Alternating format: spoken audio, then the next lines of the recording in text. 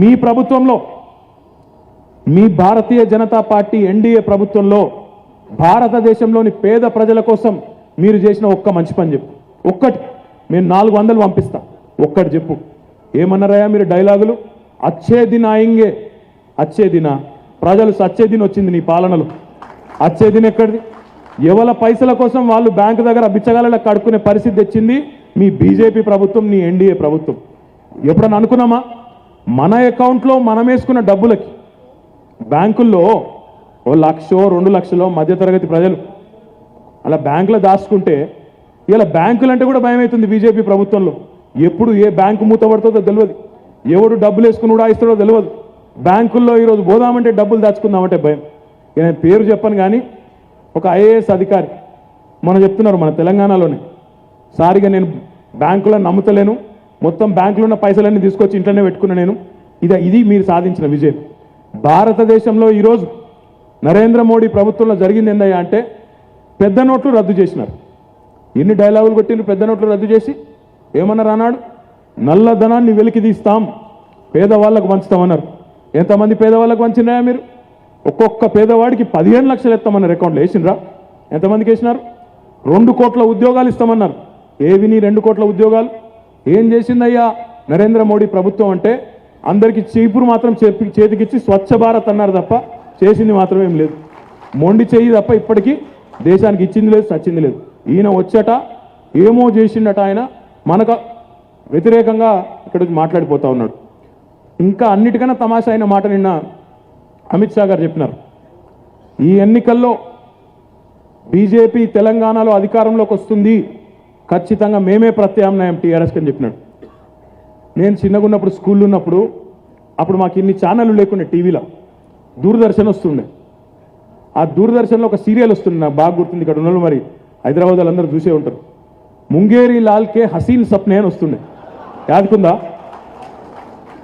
అన్నాడు ముంగేరి లాల్ అని కూడా ఉంటాడు, వానికి రోజు ఒక కలవడుతుంది. ఒకరోజు నేను సడన్గా సినిమా హీరో అయిపోయినా, శ్రీదేవితో డ్యాన్సులు చేస్తున్నా అని ఒకరోజు కలవడుతుంది. ఇంకో రోజు నేను కోటీశ్వరుని అయిపోయినా, బెంజ్ కార్లో తిరుగుతున్నాను, ఇంకో రోజు కళ. ఇంకో రోజు నేను వకీల్ అయిపోయినా, హైకోర్టులో అద్భుతంగా వాదిస్తున్నాను, ఇంకో రోజు కళ. రోజొక్క కళ, రంగుల కళ. అమిత్ షా గారిది కూడా గట్లే ఉంది.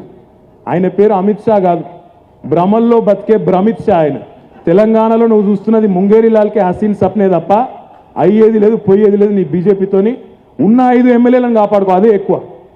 కిషన్ రెడ్డి నరుకుతాడు, ఇక ఆయన నరుకుడైతే చెప్పవశం కాదు. మొత్తం అసలు ఇక ఊడ్ చేస్తాం, తెలంగాణ పొడి చేస్తాం.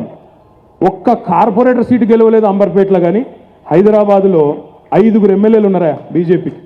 ఒక్కడంటే ఒక్క ఎమ్మెల్యే వాళ్ళ సొంత నియోజకవర్గాల్లో ఒక కార్పొరేటర్ గెలిపించుకునే ముఖం లేదు. కానీ ఊడ్ చేస్తాం, పొడి చేస్తాం, కూట్లో రాయి తీయలేనాడు ఏట్లో రాయి తీస్తాను బయలుదేరినట్టు వెనకడికి ఎప్పుడు అట్లున్నది ఇలా కథ. కాబట్టి ఆ బీజేపీని పట్టించుకునే అక్కర్లేదు. కానీ మన పోటీ ఖచ్చితంగా ఈ కాంగ్రెస్ పార్టీతోనే ఉంటుంది. కాంగ్రెస్ పార్టీ వాళ్ళు పాపం ఇంతకుముందు నేను చెప్పినట్టు వాళ్ళ పరిస్థితి బాగలేదు. అటు దేశంలో బాగలేదు, ఇటు రాష్ట్రంలో బాగలేదు. రాహుల్ గాంధీని చూస్తే ఓటేయాలనుకునేటోడు కూడా పారిపోయే పరిస్థితి ఉన్నది. ఆయన ఎట్లున్నదంటే ఆయన కథ, గుజరాత్లో అయిపోయింది బీజేపీ పని, ఇక కాంగ్రెస్ గెలుచుడు ఒక్కడే ఆలస్యమన్నారు. ఎప్పుడైతే రాహుల్ బాబా కాలు పెట్టిండో మటాష్, అది కూడా పోయింది.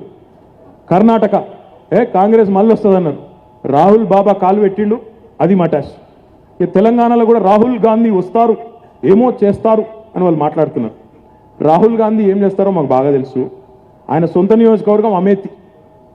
ఆ పార్లమెంటులోనే అఖిలేష్ యాదవ్ మద్దతు లేకపోతే అది కూడా గెలవడు ఆయన.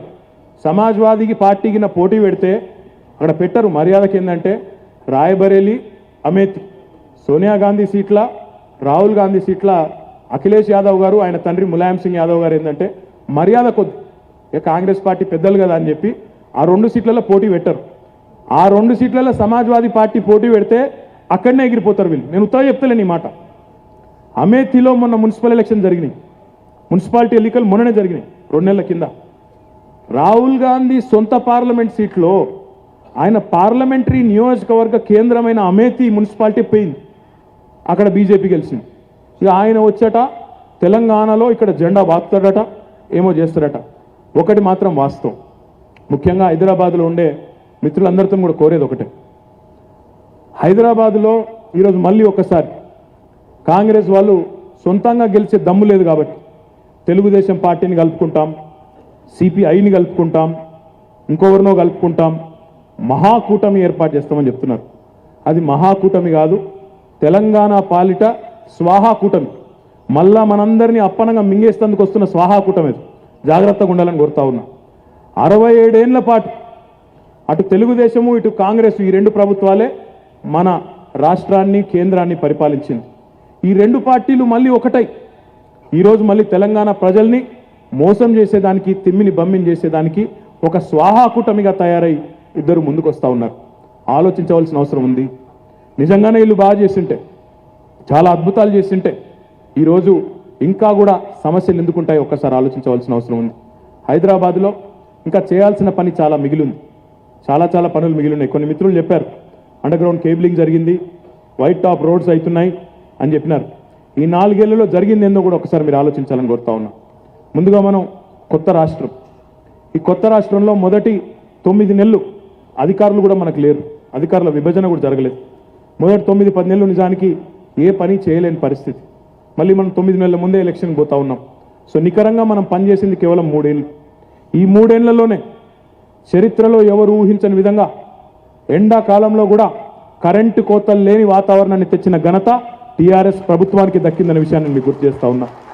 రెండవది, ఎండాకాలం వచ్చిందంటే చాలు ఖైరతాబాద్లోని జలమండలి ఆఫీస్ ముందు ఖాళీ కుండలు, ఖాళీ బిందెల ప్రదర్శనలు ఎవ్రీ ఇయర్ జరిగేది. ఈ సంవత్సరం కాదు, పోయిన 3-4 ఏళ్లుగా మిషన్ భగీరథ ద్వారా నీళ్ళు అందించడం మూలాన బ్రహ్మాండంగా తాగునీటి సమస్య కూడా పరిష్కారమైంది. 90% పోయింది. ఇంకెక్కడన్నా ఉంటే ఓ 10% ఉన్నది, అది కూడా పోతుంది. లా అండ్ ఆర్డర్, శాంతి భద్రతలు. ఇందాక ఒక మిత్రుడు మాట్లాడుతూ ఇక్కడ ఉండే ఆంధ్ర వాళ్ళు అని మాట్లాడినారు. మేము ఉద్యమ సమయంలో చెప్పాము, రాష్ట్రం ఏర్పడ్డ కొత్తలోనూ ప్రభుత్వంలో ఉండే బాధ్యులుగా చెప్పాము, ఆంధ్ర తెలంగాణ అనే పంచాయతీ లేదు. ఇక్కడ నివసించే ప్రతి బిడ్డ తెలంగాణ బిడ్డగానే ఉంటారు, కడుపులో పెట్టుకొని చూసుకుంటామని చెప్పాం. ఈరోజు మేము కొత్తగా చెప్పాల్సిన పని లేదు, మేము మాటల్లో చెప్పాల్సిన పని లేదు. ఈ 4 ఏళ్ల మా ఆచరణనే ఈ ప్రభుత్వం ఎట్లా పనిచేసింది, ఎక్కడైనా వివక్ష చూపెట్టిందా, ఎక్కడైనా తప్పు చేసిందా, ఉద్దేశపూర్వకంగా కులం పేరిట కానీ, మతం పేరిట కానీ, ప్రాంతం పేరిట కానీ ఎక్కడైనా వివక్ష చూపెట్టిందా మీరు ఆలోచించాలని కోరుతా ఉన్నా. వివక్ష చూపెట్టే పార్టీలు ఉంటాయి. అమిత్ షా గారు అంటారు నిన్న ఓవైసీకి భయపడతాడు కేసీఆర్ అని. మేము ఓవైసీకి భయపడము, మోడీకి భయపడము.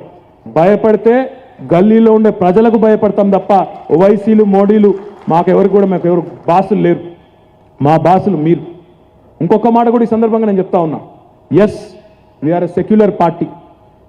సిక్కులు కానీ, ముస్లింలు కానీ, క్రిస్టియన్లు కానీ, హిందువులు కానీ అందరినీ సమానంగా మనుషులుగా చూసే పార్టీ టీఆర్ఎస్ పార్టీ. ఒకే రకంగా చూసే పార్టీ టీఆర్ఎస్ పార్టీ. మాకు ముస్లింలు అంటే ఓట్లేసే యంత్రాలుగా కాంగ్రెస్ పార్టీ, బీజేపీ పార్టీ భావిస్తున్నది. మేము అట్లా అనుకోం. మతంని రెచ్చగొట్టడం, ప్రాంతాల వారీగా వివక్ష చూపెట్టడం, ఈ 4 ఏళ్ల మా పాలన మీ ముందుంది. ఎక్కడన్నా చేశామా తప్పు ఒక్కసారి మీరు ఆలోచించాలని కోరుతా ఉన్నా. ఈరోజు రెచ్చగొట్టే ప్రయత్నం చేస్తూ ఉన్నారు. ఒక ఆయనేమో మతాన్ని రెచ్చగొట్టే ప్రయత్నం చేస్తూ ఉన్నాడు, ఇంకో ఆయనేమో ప్రాంతీయ పరంగా రెచ్చగొట్టే ప్రయత్నం చేస్తూ ఉన్నాడు. కానీ ఈ 4 ఏళ్లలో టీఆర్ఎస్ ప్రభుత్వం కులము, మతము, ప్రాంతము అనే వివక్ష లేకుండా అందరినీ సమిష్టిగా కలుపుకొని పోయే ప్రయత్నం చేసినాం తప్ప ఎక్కడ కూడా తెలిసి ఒక్క పొరపాటు కూడా చేయలేదని నా బలమైన విశ్వాసం. ఏంటండి, వీడియో నచ్చిందా? అయితే ఓ లైక్ వేసుకోండి, లేదంటే ఓ కామెంట్ చేయండి. ఎప్పటికప్పుడు మా వీడియోస్ చూడాలంటే సబ్స్క్రైబ్ చేసుకోండి.